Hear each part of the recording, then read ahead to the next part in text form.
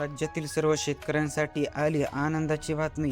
PM. किसान योजनेचा 23वा हप्ता आता लवकरच शेतकऱ्यांच्या खात्यामध्ये जमा केला जाणार आहे.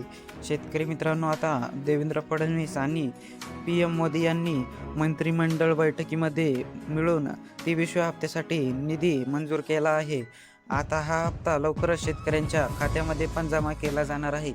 पण तो हप्ता जमा होण्यासाठी सरकारने काही महत्त्वाचे निर्णय आणि काही कामे करायला सांगितलेली आहे. ती कामे शेतकऱ्यांनी लवकरच पूर्ण करायची आहेत आणि त्या अटी आणि शर्ती पूर्ण करायच्या आहेत, जेणेकरून शेतकऱ्यांच्या खात्यामध्ये कोणताही अडथळा न होता पैसे जमा केले जाणार आहेत.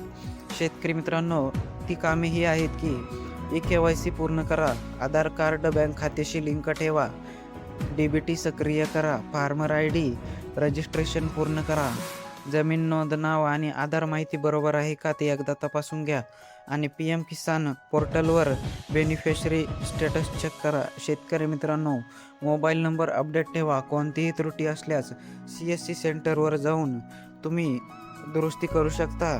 शेतकरी मित्रांनो, ही कामे पूर्ण केल्यावर तुमचा हप्ता अडकणार नाही, डायरेक्ट खात्यात जमा केला जाणार आहे. शेतकऱ्यांसाठी ही खूपच अत्यंत महत्त्वाची बातमी आहे. त्यामुळे तुमच्या शेतकरी मित्रांपर्यंत हा व्हिडिओ नक्की पोहोचवा.